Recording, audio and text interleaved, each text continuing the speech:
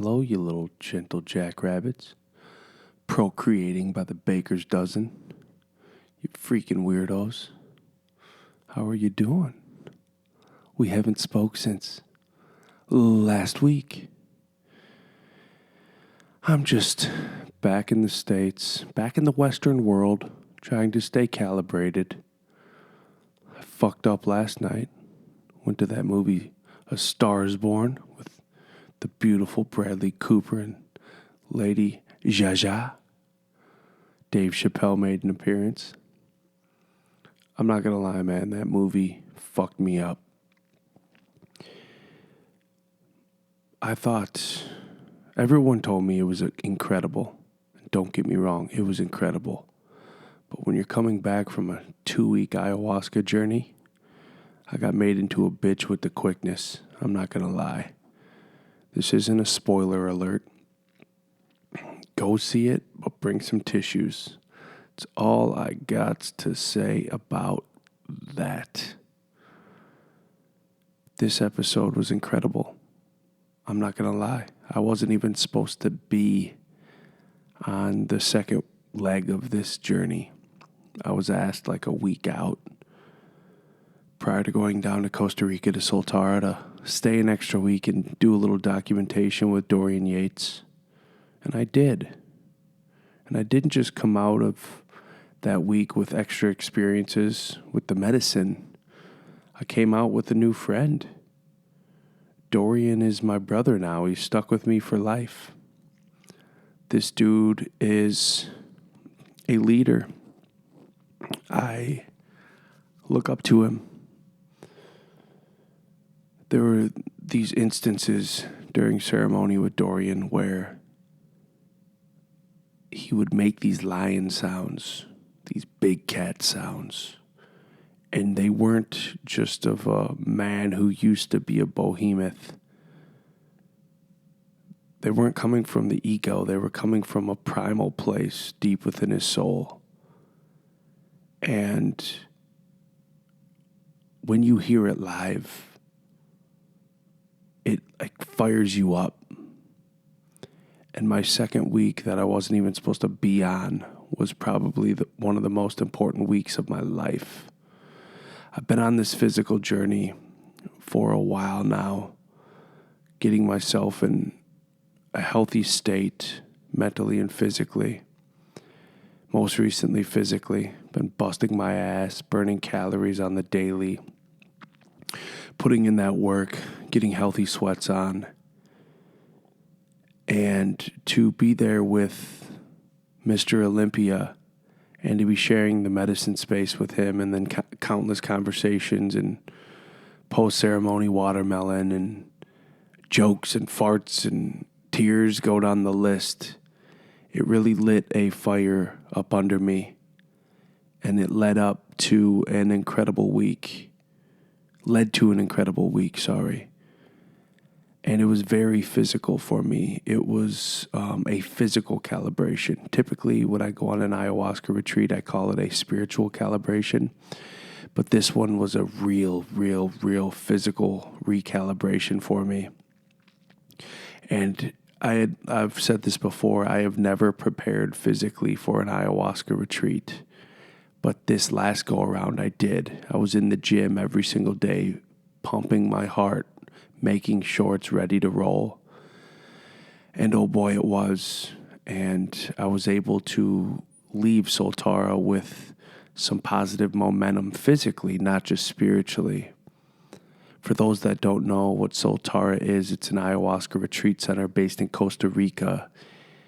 It doesn't have the creepy crawly tarantulas or the bird-sized mosquitoes like the Amazon jungle does in Peru.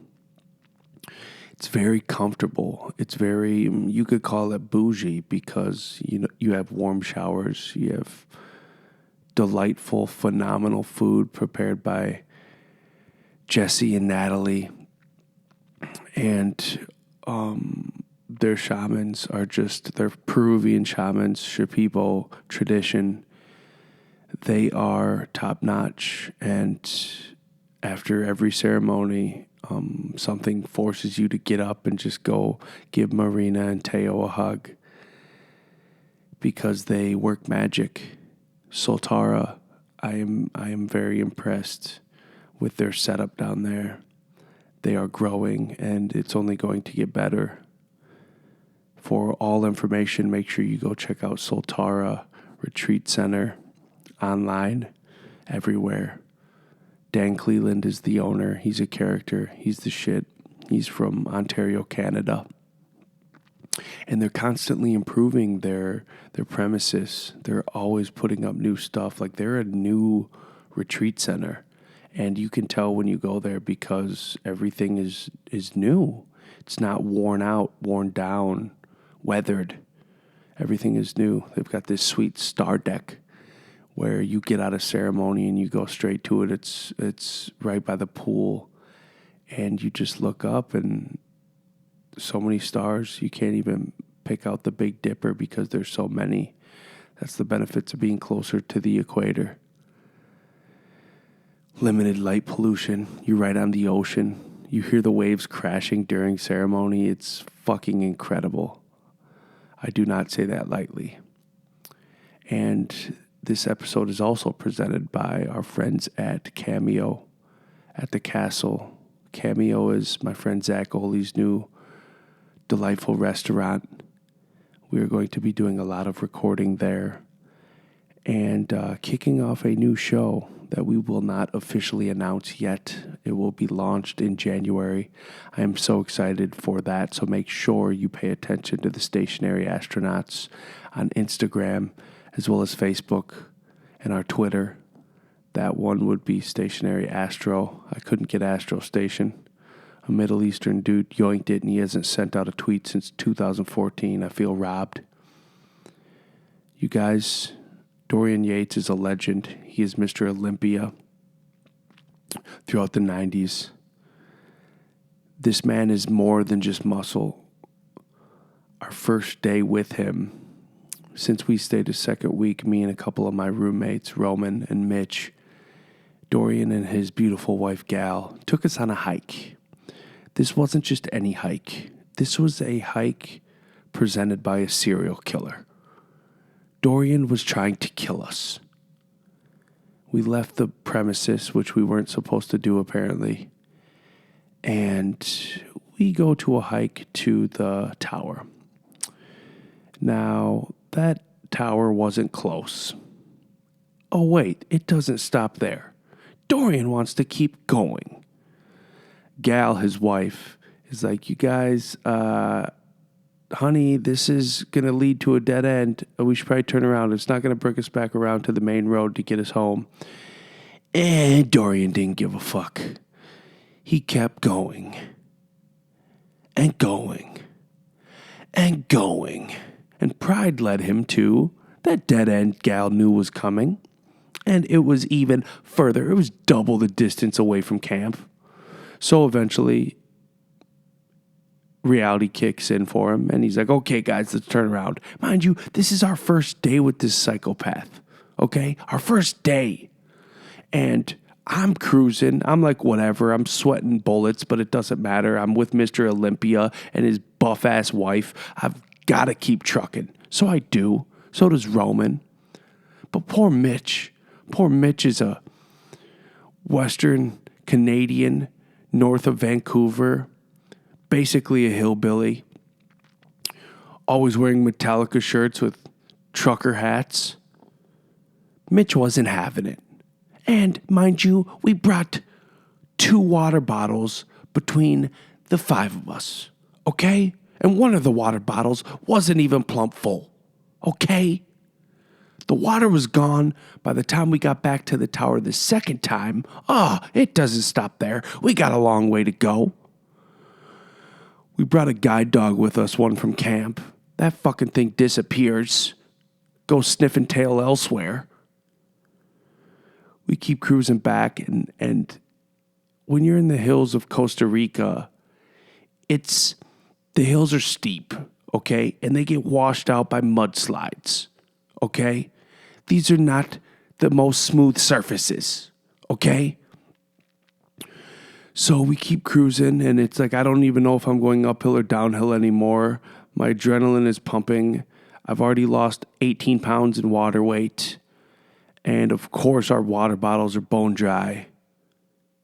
Gal, who's probably the most fit female I've ever seen, puts Dorian to shame nowadays. She's Brazilian. She can probably do a head kick frickin' kneeling. She decides on the last leg to fucking run uphill. Okay? To run uphill. And Dorian is not about to let his buff-ass wife beat him.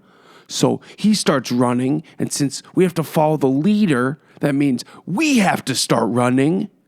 Mind you, we got like probably just a quarter mile left. But it's like the kind of quarter mile that takes 4 miles. So Mitch is behind us, damn near dying, too prideful to say, you guys, I can't do it anymore. She's like a 40-year-old dad who's like super successful in real estate. So he's a competitor. So Dorian starts running after his wife. I don't know what's going on with Roman. He's a German, so he doesn't show his emotions. And we just start booking it. And it's one of those moments where like it's like follow the leader and you pray to God the leader just slows down and just like comes to realization that he might be killing everyone else. So he kind of did. But Mitch is like behind us. Not the kind of behind us where like you can still smell his scent because he hasn't worn deodorant for 2 weeks. The kind of behind us where that motherfucker's gone. He might have gone to find the dog we lost. He's not on the horizon. And yeah, so we made it back to camp. And as we're walking into camp, the second bus load or the second week bus load is coming in. So like we look like we're dying and we have to give the bus the van a white wave as they drive by us. And then we have to walk up the final hill, rocky ass hill, and greet them. And these hippies, they hop out. Some of them haven't shaved in years. And this is the Dorian Yates retreat. So it's a bunch of buff ass gym owners and shit getting out, shaking my weak ass hands and sweaty feet, and I'm dripping, and I'm wearing a Soltara shirt, so they think I work there. So it made me look even worse. Yeah, I wanted them to take me serious. They ended up doing it. Me, Mitch, and Roman got this Irish, hardcore Northern Irish roommate named Aaron McGonigal, I believe is his last name. It's hard to say. He owns a couple gyms in Ireland. Dude is just hilarious. Shaved head, buff as hell, tattoos everywhere. Talks in his sleep, but it's weird. He talks with like an Asian accent in his sleep, but he's like hardcore Irish. Like he talks so fast you can't even understand him. There's multiple times we had to make him repeat what he said and slow it down. His name's Aaron McGonigal. Look him up, Aaron's Gym. That's my story, folks. Enjoy the show. I'm gonna be high as a fucking man. And now, the stationary astronaut. Cool. Mr. Yates, how are you? I'm fucking great, mate. How are you? I'm glorious. Man, I've got to preface by saying how unexpected this entire week was. I wasn't sure. I knew you were Mr. Olympia and King of the Jungle, but I didn't know after spending last week with a frickin' scientific genius with Dennis McKenna. And then the following week, as we finished our hike and we saw the bus roll in with this week's guests, and a lot of muscle hamsters get out all buff and stuff, I wasn't sure what to expect. I don't think anyone knew what to expect. I don't think the staff knew what to expect because it's probably not the usual group of people that would get coming here. But all the guys had been influenced by me and my talks on my experience with ayahuasca and different psychedelics. And actually, my talks I did on that, even I was surprised how well it was received and how fascinated people were to get that information. And for me, it was like, I didn't really know what to expect either, because I haven't been to Soltara. I didn't know how it was going to be to lead a group of people at the event and everything. And of course, yes, if you're into psychedelics, you know who Dennis McKenna is like an icon in the industry. So how's it going to be to follow Dennis as well? But I realized Dennis is Dennis and Dorian's Dorian, and we both have different things to bring to the table. And nearly all of the guys have told me, well, we probably wouldn't have come if it wasn't for you, because our interest has been piqued, but maybe Dennis or somebody else, they can't relate to. I think this is kind of maybe a hippie type thing. It's not for them. And being as I'm from their background and they feel comfortable with me, that got them to be here. So, yeah, it's been an amazing week, man, for me personally, and to see so many people getting healed and coming together and finishing this week as one big fucking family that's going to keep in touch, I'm sure, forever. Lifetime friendships have been made here. Traumas have been healed. It's, I don't even have the words for it, how incredible this week has been for me personally. And it was an incredible crossover. Yeah. Going from last week, and it was the hippie dippies, the scientific crowd, and then this week, nothing was left off the table. The strongest people in the room were made the most vulnerable, and so much growth came out of it. Talking about your leadership, when we went on that hike, before everyone was here, it was just us, your wife, and then the two other jambronis. Yeah. How you pushed us was incredible, to the point, bro, I've never been on a hike like that where it was all uphill, it seemed. Yeah. And then just when we thought we got to the tower and we were done, and even Gal your wife was like, okay, let's turn around. You're like, nope, let's keep going. I don't know if it takes us around the bend, but let's keep see going. What's down there. Yeah, but I believe I'm not pushing you like a drill master. Not at all. I'm stepping in front, and I'm leading like that, like a good general should lead from the front. And come on, guys, if I can do it, you can do it. And I bring the energy there that I create, that I use myself, and I'm sharing it with everyone else. And it's a pleasure to show people how fantastic it is to exercise and how much positivity can bring to your life. And that's just what I like to give to people. And then fast forward to the following night, our first ceremony together. What kicked it off wasn't the Icaros, it was your inner lion growls. Yeah, I mean, that happens to me a lot when I do ayahuasca. I go into an animalistic zone that feels very powerful. Yep. And I didn't really know what it was, but I got this lion thing that's been following me. I mean, just my house has got lion paintings there. I got lion sculptures. I got a lion tattoo. I'm fascinated by lions, and I guess it's because it's a symbol of strength. And I did the previous ayahuasca ceremony. It wasn't great, but I spoke to the shaman there, and he was like, "I saw you change into a lion." I said, "Man, this lion thing is crazy, man. What is it? Can you tell me what this lion thing is? Do you know?" He said, "Yeah, I know." But can you tell me then? He said, "No, I can't tell you." Because you have to find out yourself. It's your path to find out. So on the second ceremony, I saw what it was. That a lion is like the head of the family and the protector of the family. And I felt like that, but not in a sense of this is my blood family. It's just the family of people that want to go into the light, so to speak, and I'm kind of showing them a way in somewhat of a protective capacity as well. And obviously I have a lot of mental and physical strength and discipline that I took from the years and years of bodybuilding and isolation that I did. So I got that kind of inner strength that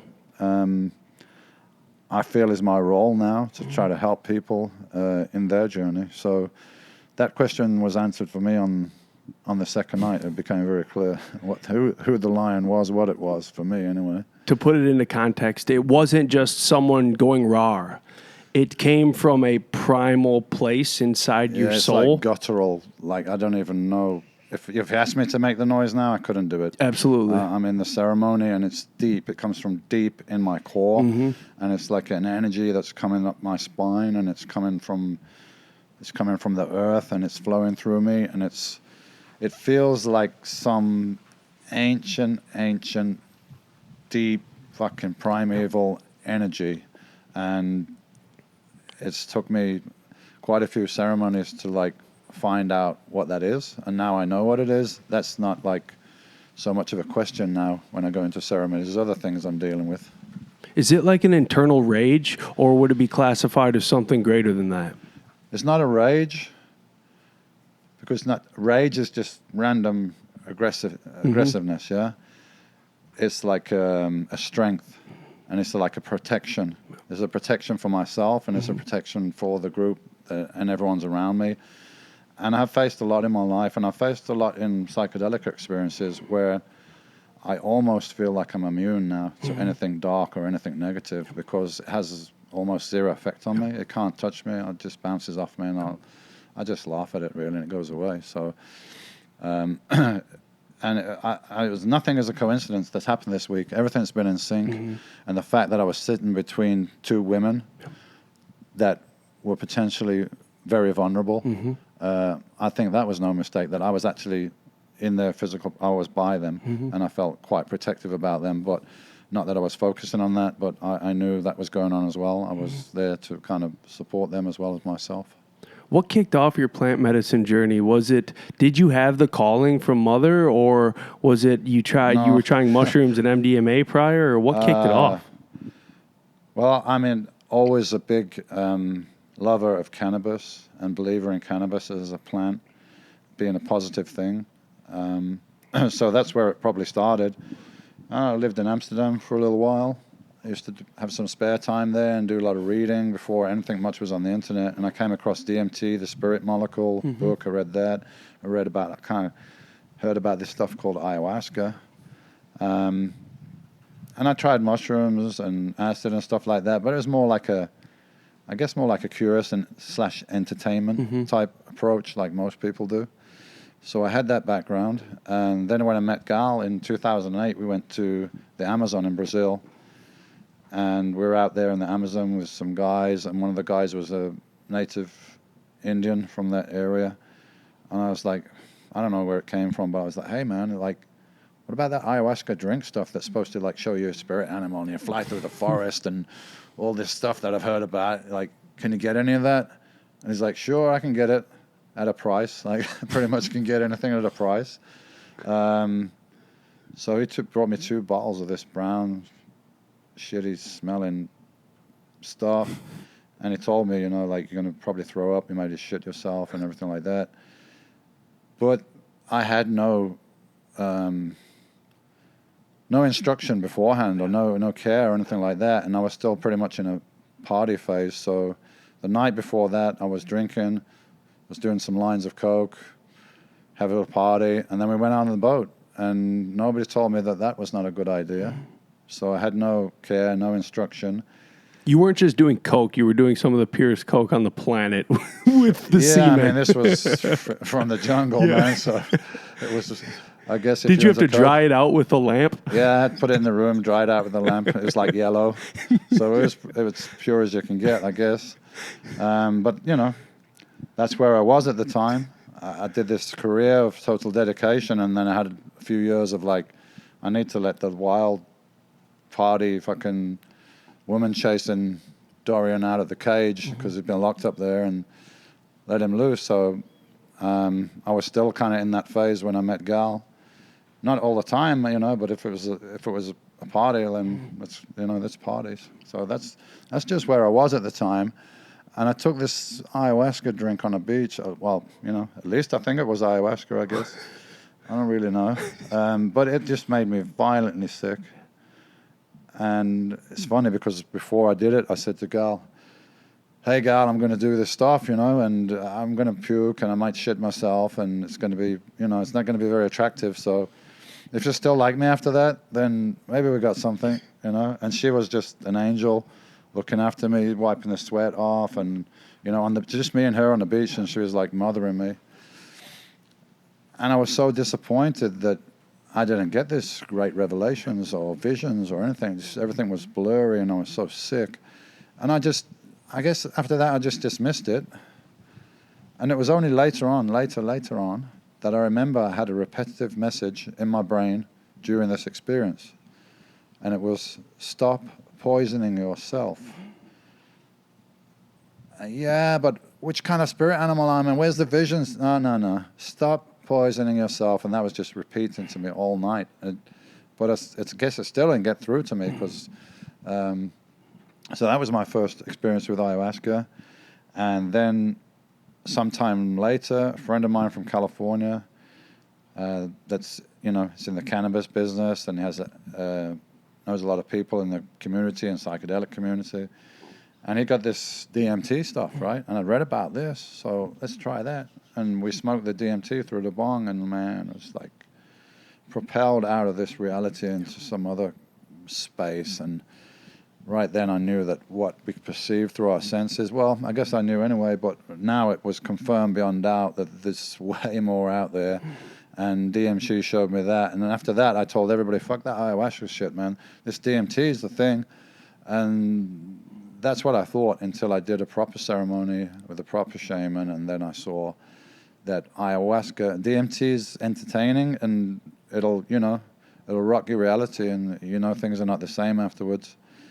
But it's not as therapeutic and as healing as ayahuasca is, especially when it's done in the right circumstances, with respect, in the right ceremony, with the healers or shamans, whatever you want to call them, that have a lifetime of experience. Not only that, they have generations of experience that's passed down orally from one generation to the next, and they have this relationship with this plant, and they go into isolation, they go on strict diets, they do all this to get this relationship with the plant. And while you take the ayahuasca, they're there and they're singing these songs which are called carols, which work with the plant, and the plant is so intelligent that it gives you insights, it heals you on every level, mentally, physically, spiritually, and it's pulling things out of you and probably things that are buried deep in your subconscious and deep in your physical body. It's pulling it out and it's healing you, and it's making you better, it's making you stronger. It's just an amazing tool if it's used properly. It's so enlightening to be able to be shown by the medicine that so much of our physical pain is due to spiritual trauma. Yep. And once you tackle that, you just feel these pains. Like my sciatic has hurt me for a long time. One of my knees has hurt me for a long time. And it brought me back, and I got to do some past life transgression as to why I'm hurting in these certain areas. So incredible, and you get that kind of insight from ayahuasca that DMT doesn't technically offer. Absolutely, you don't get those kind of insights, and it's you become aware that like it's all connected, nothing's separate than the spiritual and the physical and the mental, and it's all kind of one thing. So I was doing what I called surgery one night. I was stripping all the muscles and the tendons right from the base of my feet up my legs and in my hips and deep into my abdomen. I say I was doing it because I was the physical vehicle that was doing it. I was using my hands to do it, but the plant was doing it. The plant was I was just going. The plant's doing all that stuff. So it was stripping stuff out of my body. And also I got the sense this time that the plant was talking to me now, because I've gone through levels. So I got now to this level where the plant's saying to me, the plant knows you, right? The plant knows me. And it's like, okay, so your physical is so strong, I'm using it as almost like a processing unit now for traumas from other people, if you don't mind. Yep. It's going to go through. I'm like, yeah, bring it on, man. I got endless power here, and we were kind of working together, not just to heal myself, but to heal other people in the room, which actually is not separate as we think, because we're not separate units. We appear to be that way, but in the end, we're all one interconnected thing. The whole planet's interconnected, and so people say, look at the state of the world, what can we do? There's a lot of bad in the world, what can we do? Well, maybe there's a lot of bad in you as well. Let's deal with that, and that will be reflected outwards into the physical experience of the world. So the more that people heal themselves, the more that the world's going to heal, and everything in it.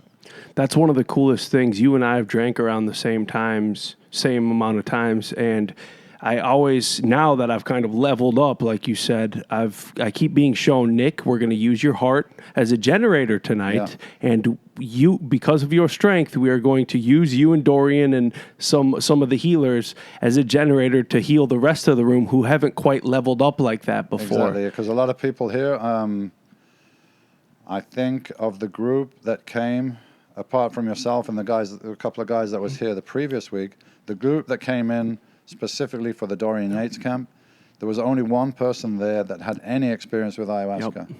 And he'd only done one ceremony, which he felt was not great and it wasn't that useful. So I guess we're more experienced than them, and we'd been through it before, so it made sense if we were like taking a little load off them as well. But it was not something, that I take credit for. I chose, it was just the plant chose to do it that way, and I'm happy that it did. If that isn't a purpose, I don't know what is. Yeah. Well, my purpose now, after achieving what I did, is I want to, bodybuilding, I suppose you can say it's almost a selfish pursuit. It's all about you. It's all about your body and your food and your rest and your training.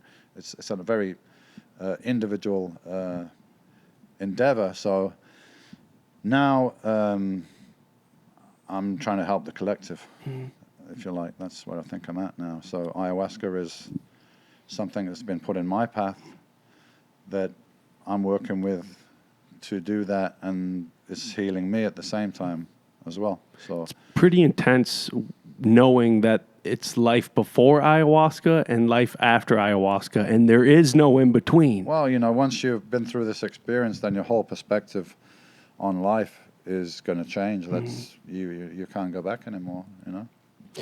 After you were done with your bodybuilding career, and we're going post, you kind of went through some spiritual endeavors yourself pre-ayahuasca. Yeah. Do you think some of those trials and tribulations are what really kind of guided you in this path? And did you start, my main question is, did you start kind of living on a fate basis where everything that was meant to happen was going to happen? Now I can see that, yeah. I mean, after I retired from bodybuilding, it's like my whole construct, my whole reality fell apart. And there was just like trauma on top of trauma. There were events, for instance, being forced to retire from this all-consuming sport, profession, lifestyle, identity.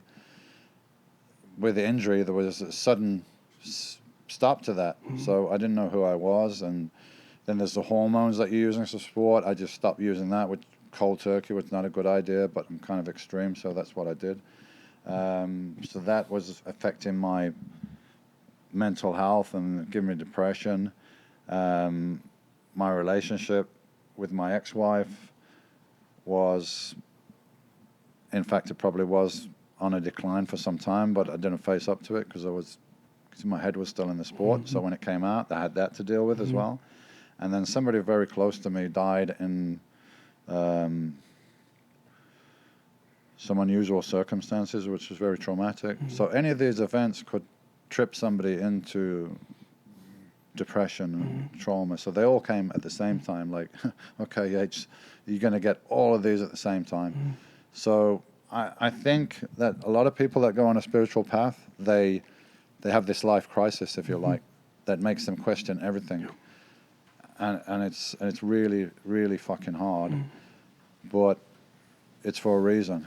Just hold tight, keep going, and you get through it, and eventually it might take long, it might take years. You come out the other side with a different perspective, and you have now a lot of empathy for anyone that's suffering, because you've been there, you've felt it, man. And as one of my mentors, the late Bob Marley, said, "He who feels it knows it."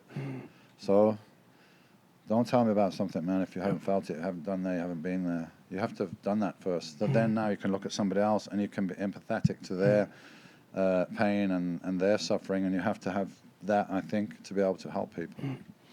You were known as the Shadow, so you were used to being in the backdrop, closed off. At post bodybuilding, did you find yourself a little apathetic by being the Shadow, where your social life wasn't even constructed really? Well, I didn't have a social life. I didn't have any friends outside of the gym, because my other friends that were not in the gym or in the gym lifestyle, living that lifestyle, I mean, I wasn't really seeing them, because what are we going to do together? I mean, you know, it's, so now I was again lost. So I had to rebuild all that over many years and build something outside of that and find out who I was outside of this role that I'd been playing, if you like. Did you ever end up on any mental health prescription drugs or anything like that? Yeah, I did for a while. Antidepressants, but I didn't get deep into it. I mean, I've used drugs. I've used antidepressants, and I've used party drugs and everything like that. I've used alcohol. But fortunately enough, I always had the foresight and some kind of strength that it never went, like, you know, into an addiction or anything like that. But yeah, I definitely have experience with it, which again is like, man, you want to like talk about somebody with a cocaine addiction. I didn't really have an addiction, but maybe I had a habit. And I know people that had addictions, and I know every fucking thing, how it works, how it goes on. So if somebody's got a coke addiction, like a lot of my friends had, I know what they're going through, and I know what happens, and I know how it changes your behavior, and I know how it brings just the negative energy into your life, and everything starts falling apart. I've had friends that are alcoholic, and you know, I had an experience with alcohol, but it didn't get a grip on me. But I think maybe I had to go through all that. So if somebody's having a problem, I can relate to it. I'm not preaching to them from a point of, yeah, hey man, you've never fucking been there, so why are you telling me about this? So maybe it was all part of my training, you know, to be ultimately kind of a helper and a healer. I'm not there yet, but I guess I am in a way. I'm doing it my way though, and that's the path that I want to continue down. And this place has been inspirational here. These people here, they're working here, they show me what real selfless service is, and a dedication to helping everyone. I mean, they work really hard here, and they're super professional and super caring without being, how do I say it, without being lovey-dovey, you know, like too much and huggy and all this stuff. They're like, you know, they care, but they're professional, and they keep everything in order. One of the key stories you told me this week was the one where during ceremony a native warrior or jungle person came through to you, and that really rung so true. Can you kind of break that down for people? Yeah, so I had this guy, not visually, but he's in my head. And he called me bro all the time. I don't know why, man. I don't know why an Indian would call me bro, but anyway. He's like, bro, the white man's fucked your feet up, bro. And you've lost, you know, you've lost your connection to the earth, to the mother that comes through your feet. But I see that you're already aware of it, because you've started walking barefoot, which I've been doing. Like, I'd walk barefoot in the morning. I've been doing that for a year or two. So you get in there, but your feet have been stuck in these shoe things for so long. All the tendons and the muscles and everything, they're not working properly. So then that's where I started with the surgery, if you like, using my hands and cracking all the like scar tissue and the around the tendons and the muscles in the feet, and the fascia around the feet, and up into all the way up to my legs, into my knees. And I was stripping down my body, and that somehow was removing stuff from me that was not good. So yeah, you get stuff trapped in your physical body. I can't say that I understand it 100% yet, but I got it, that it's there and it needed to come out. And the plant was just doing it for me, using my hands. I mean, when you take ayahuasca, sometimes your body just moves involuntarily. Your hands will go up in the air. You start making mudras. You start dancing. And I'm not the kind of guy that likes to dance in front of people, or I'm quite reserved. So it's not me that's in control here, but you just let the plant. I mean, you don't let it. You don't have any choice anyway. The plant does it. My entire nervous system was under the control of Mother on Thursday, where I was up dancing. I had to keep going outside and boogie. It was the night of the full moon. I had to keep boogieing under the full moon. My entire nervous system was getting fired up. Every single nook and cranny of my body was mobile that night. And it was a real physical night. And that's where I really tie it into you being present this week, where I knew coming in I was going to be doing some physical work on myself. I didn't know to what extent. And then Thursday night capped off what I had already kind of preconceived, where Dorian Yates is in the house. I got to bring out my inner lion. Yeah, there was a lot of animals by the end of the week. Wolves. There was a tiger, there was a wolf, there's a lion, there's probably bears in there or something. I don't know. But a lot of animalistic stuff was coming out in there. And it's been an amazing week. And for people that haven't done it, I mean, it's physically exhausting, this process. Because you only eat twice a day. You don't eat after 1 o'clock in the afternoon to prepare for ceremony. You don't drink after, pretty much after lunchtime, you stop drinking, and then you go in the ceremony about 7, and you're in there, and it's hot, and you're moving, it's physical. Until after midnight, you're not drinking water, and you're just pissing sweat. At least I was. Like, my whole mattress I was on was soaked. So you're getting exhausted, you're getting dehydrated. So I don't think I've slept more than like 2.5 hours a night, maybe. And it's not real peaceful sleep because I still got the Icaros running around in my head. But I'm just feeling buzzing, like I got so much energy. I can feel my physical body's tired, and I can feel like I lost a lot of weight, but I'm still buzzing with some kind of spiritual energy, and my brain is working like on supercomputer fast mode.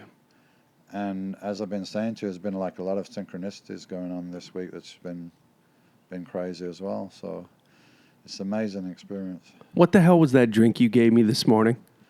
I gave you a blood and guts pre-workout, pre-hike.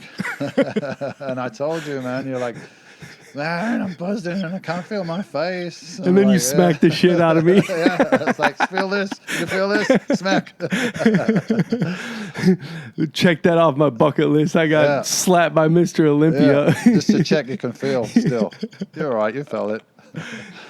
Break down your green drink in the morning, because this is something I am going back, and I'm going on this 3-week clean gut diet. And can you break down your green Hulk load for me? Well, I have a couple of drinks that I have. One that's higher in calories and everything. I have my smoothie I do in the morning, which is I use some alkaline water. I got special alkaline water, some coconut oil, avocado, nuts, seeds, vegan protein, and some green powder, stuff like that. Honey, natural honey. Whiz all that up. So that's breakfast. And then later in the day, I have a pure juice using a juicer. Okay. So I put in there through there kale or a selder, which is a strong green plant, maybe some spinach as well, 4 or 5 carrots, an apple, some ginger, and then I have other things that I alternate put in there and so on. And it's something I started doing because I'm aware of juicing, and I read about the Gerber Institute where they used to use juicing and they cured cancer with it by alkalining the body. And given this it's basically like an intense shot of plant nutrients in a juice. So it's not a blender, it's a juice. It's just the pure. So you're pulling out all the nutrients of these plants and you're throwing the fiber away. Mm-hmm. So you just got like super concentrated phytonutrients, antioxidants from the plants.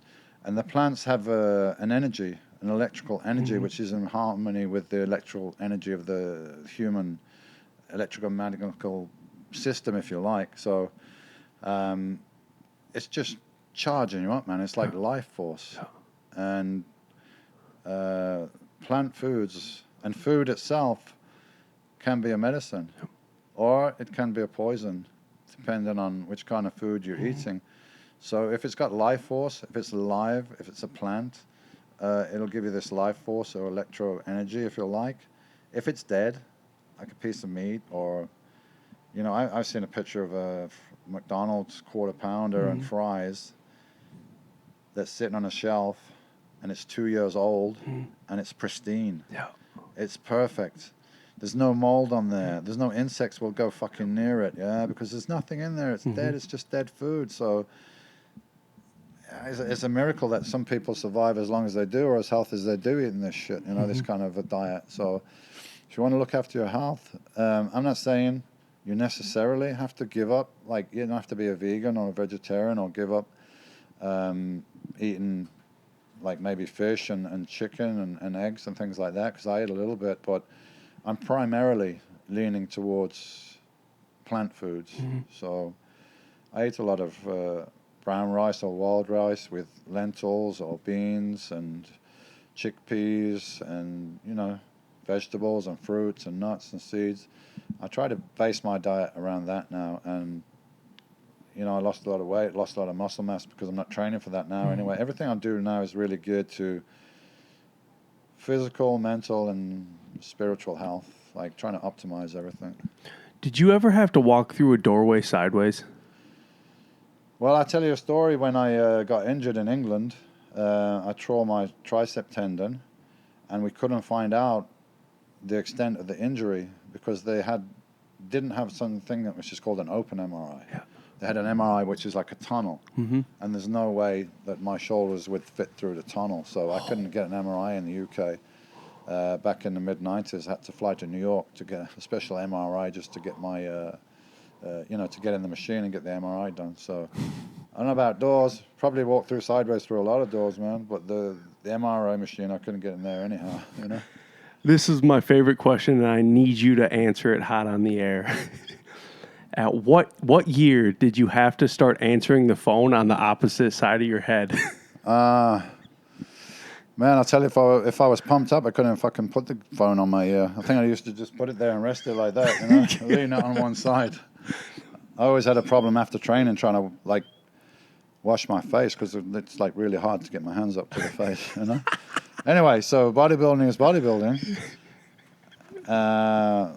But it is what it is. It's bodybuilding. It's not functional. So now all my stuff is geared to being functional, to being able to, like, as you say, hike up the mountain and not be tired and be able to move and have mobility. And this vehicle that we're in, this physical body, that's what we got here, right? That's how we operate in this world. So you got to look after it. And I didn't need those things, I guess, because I was just focusing on bodybuilding and building this, like, massive Herculean sculpture, if you like, which was my body.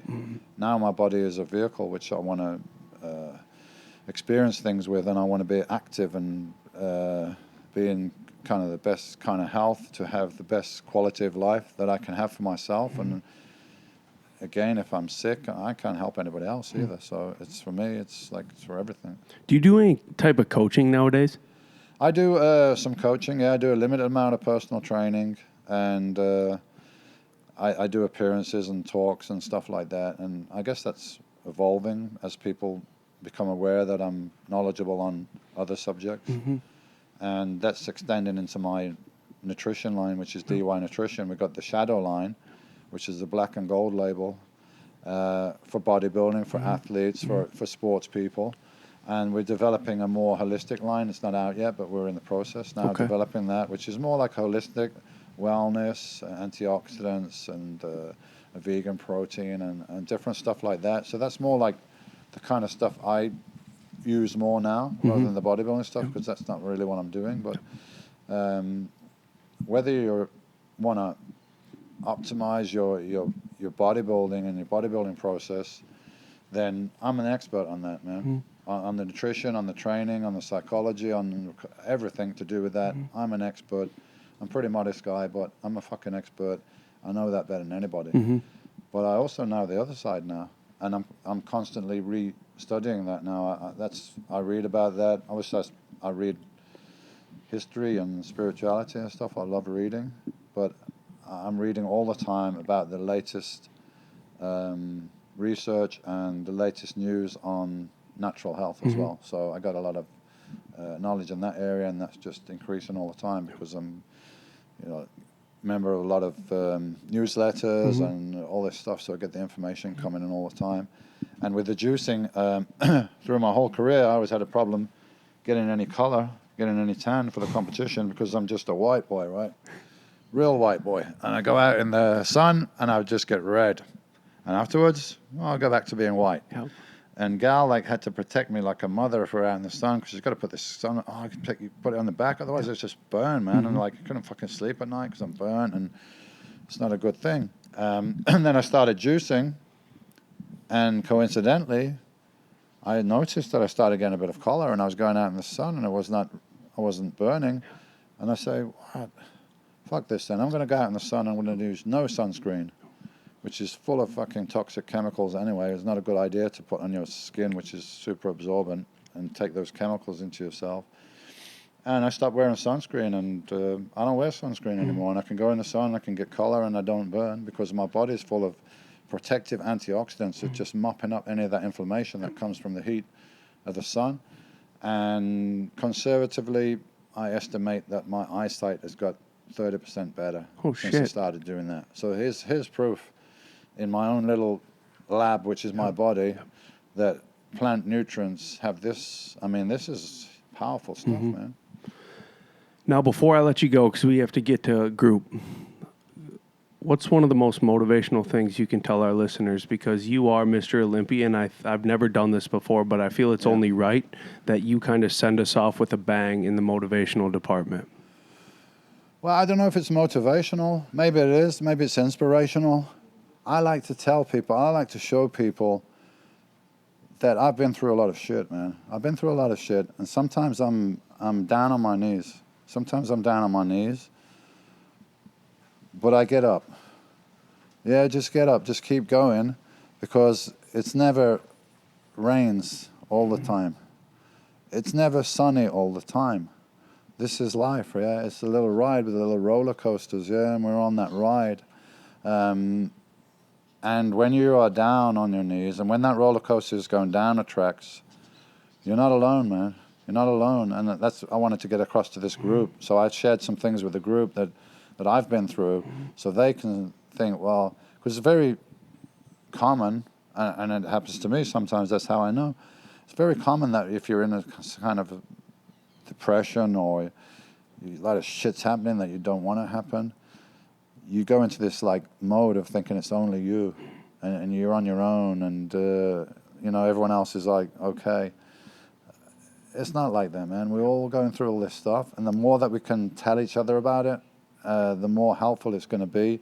And that's what we've been doing in this group, and we've created a community of care, and we're going to stay in touch. And if people are down, they've got a bunch of people there they can talk to that have been through all this experience together that they can relate to, that they can really relate to. So I think that's the message I'd rather say than rather rah, you can do this, fucking, in the gym or whatever. I think I'd rather just close with that, as with this mood we're in right now. I'll leave it at that.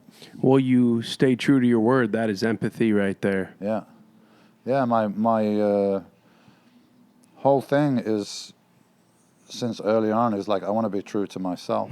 And throughout my bodybuilding career, I was not probably the most cooperative guy that people could deal with, because I'm just going to insist on doing things the way I think they should be done. And so I can be at peace with myself. Well, the Lion King, you are inspirational. Thank you for taking the time to sit down. Thanks, man. This has been an incredible week, and it will not be the last one, man. We're going to do this again next year, because it's been such an incredible... It's probably been like the most incredible week of my life, man. And I've been 56 years, and I've been through a lot of stuff. So thank you to all the other people here. Thanks to the staff. And I hope people are listening to this. They're going to... if they got things they want to work on, things they want to heal, that I would highly recommend this process. Ayahuasca, just as the people here told us, and I've seen that it's true, it never doesn't work. It might not work in the way that you think it's going to do. It might not work in the way that you want it to do. But you don't know what's best for you. Yeah.